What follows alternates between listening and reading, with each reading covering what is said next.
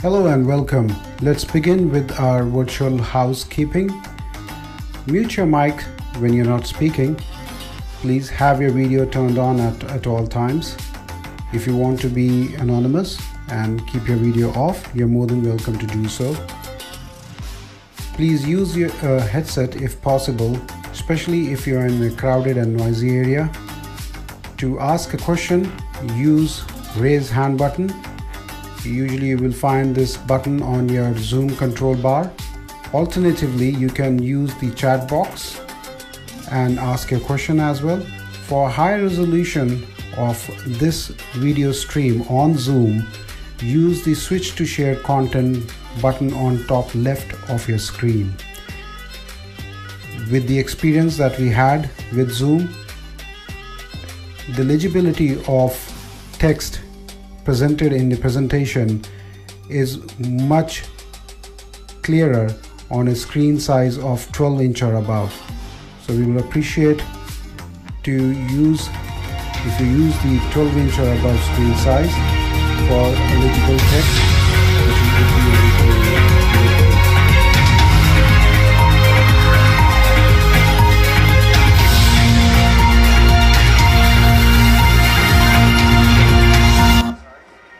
Hello and welcome to you all. My name is Vishal and this is our cohort for APMP, which is Association for Proposal Management Professionals. Let me just do a check on our social media if we are getting our sounds. It seems to be everything is okay.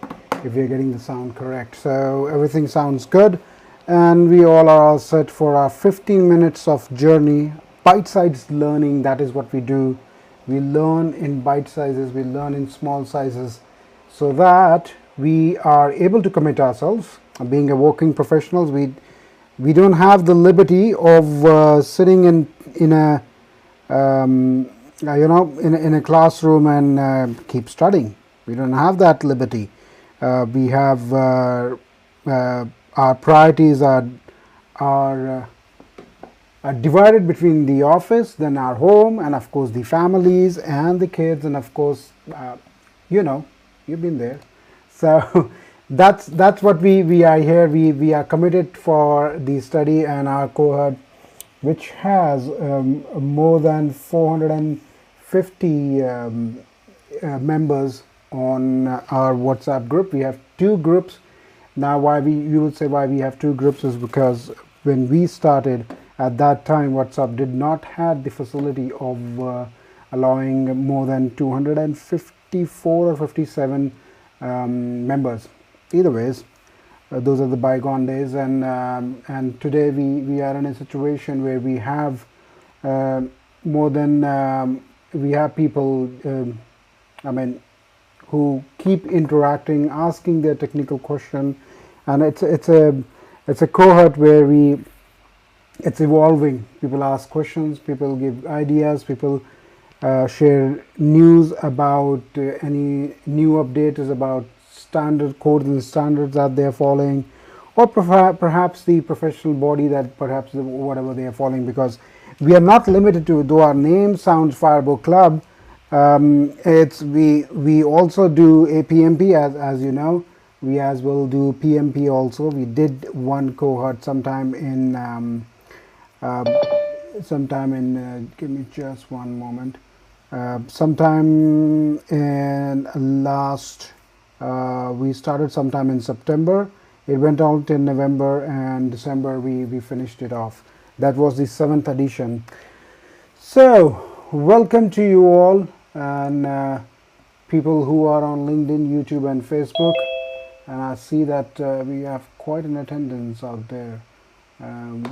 So we're going to very quickly start our cohort, and congratulations, you took our time.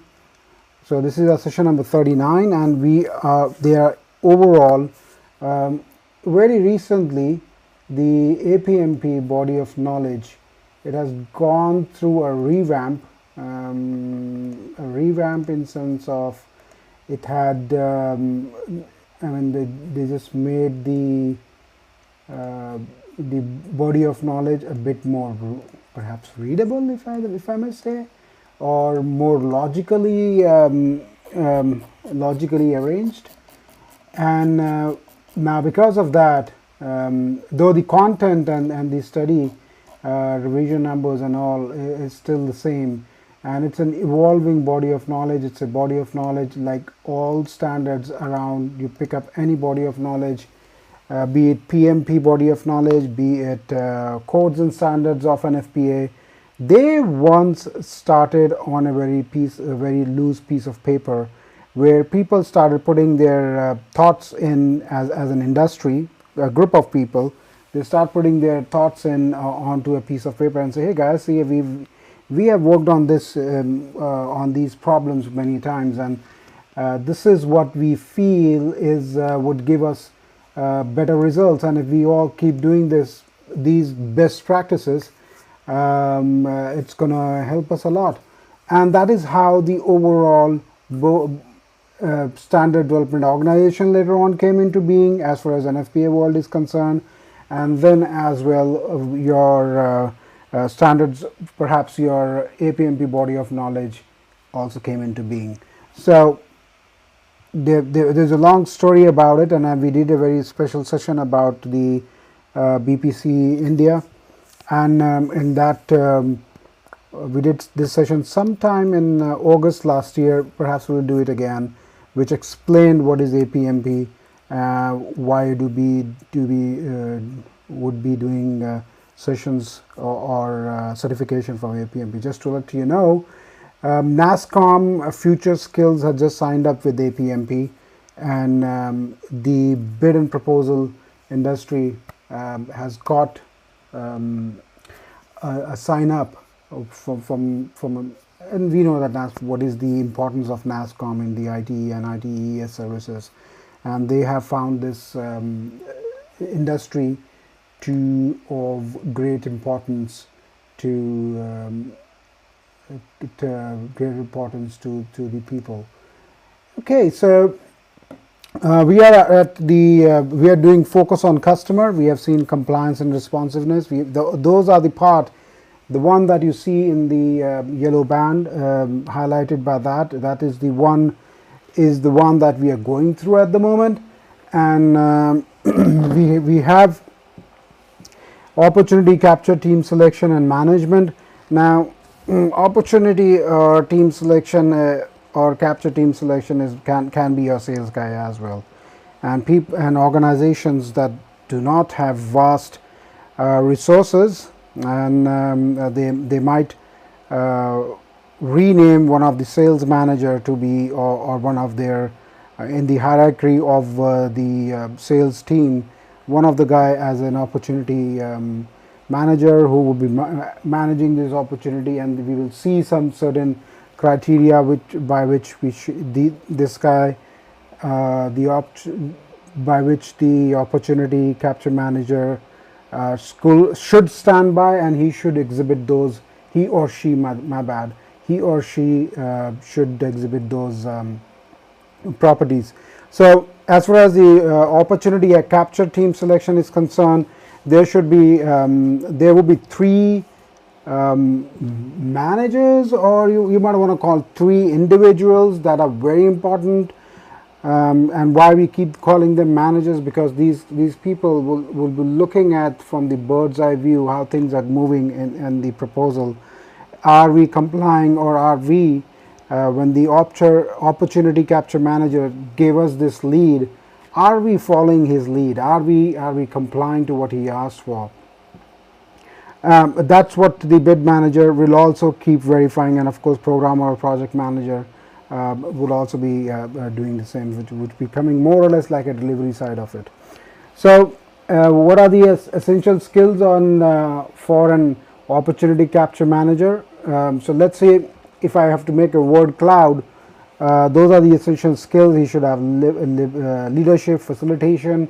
Now being managers, the major work is to troubleshoot and bring about the facilitation. I mean, you should have that pull within the organization at various level of your organization wherein you would be able to go and get your work done, okay, by hook or crook.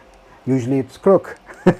So maybe you can bypass the red tape of the organization. I'm not saying that any organization has red tape, but yeah, all organizations have their particular way of doing things, and maybe that does not suit the pace you want this to be at, and you want this to be expedited. So maybe you just want to make it faster. So that's one facilitation that he should be able to do. Strategy development, it's the tactics, how you're going to attack this problem. Of course, he should be a self-motivated one. The opportunity manager will never come and get a pat at its back saying that you did a very good job. Almost not every organization does that. Maybe to best of your knowledge, you will not get that. So you will have to motivate, keep motivating yourself. You need to have your own matrix. Nobody will come and tell you that there is, let's say, a skill gap within the team that you have selected, and how you need to train them. You need to figure out yourself. For that, you need to be very highly motivated. And of course, you need to be so, your grit should be so strong that you should not actually get bogged down with some minor criticism or noise within the organization for the work that you're doing. So it requires motivation, and he should be able to motivate the team despite all the hurdles, maybe soft skill hurdles, maybe resources hurdles, and whatnot. We will see that very quickly. Data analysis. Now, data, we have lots and lots of data coming in all organizations, be whatever domain, all domains of to which the bid manager is helping out, or everyone has a CRM by default. Okay, everyone has a CRM, everyone has a hell lot of information out there. From market, you have market research out there which you can use, and he should be able to, or she should be able to use that data analysis to do the data analysis. Management, of course, keep the team focused on task schedules and standards. That's he should be the shepherd, if I may. He should be the shepherd who should be keep people motivated, and of course keep them focused on their task, focus on the KPIs. Maybe he can give some shortcuts. That does not mean he is doing some favors to any of the team members in there, but that only means that he just wants, or I keep saying he, my bad, I want to be gender neutral, he or she wants to be wants the work to be done, as simple as that. Persuasion, very important. Convinces senior management to commit sufficient skills and resources. Now that's a very important point, and that's a very important skill, wherein you go to your senior manager management and get those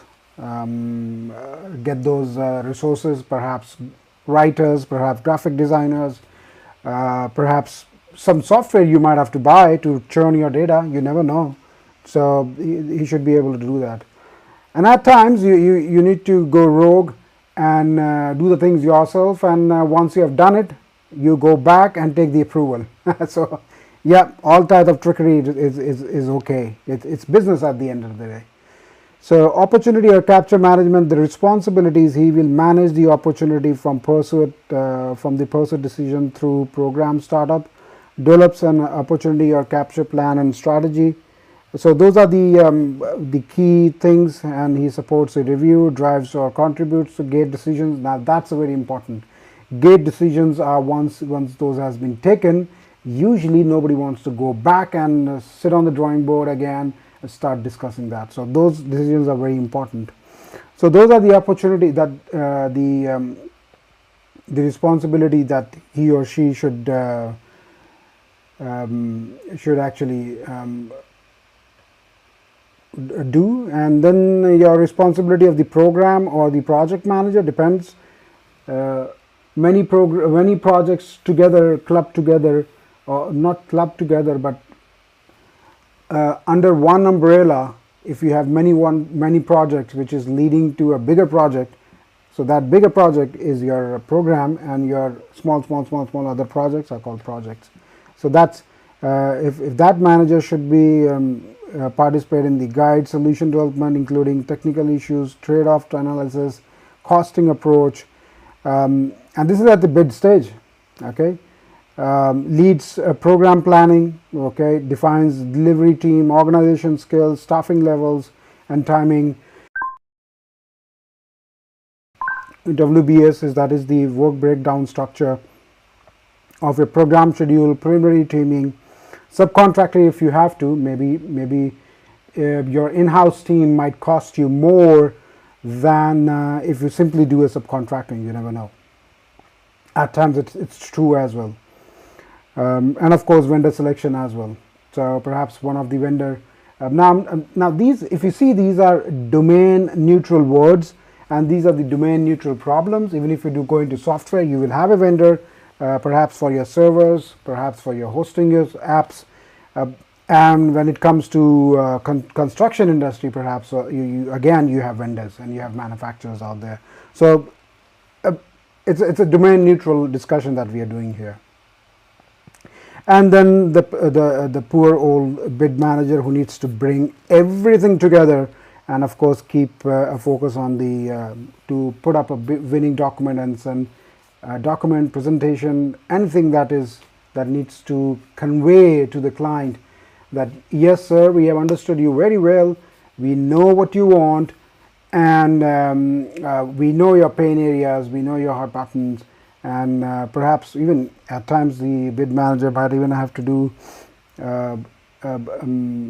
solicitation before even the bid has been done. So there you go. Maybe he has to go and persuade the client management as well. You never know. So these are the guys very important in the opportunity capture, team selection and management.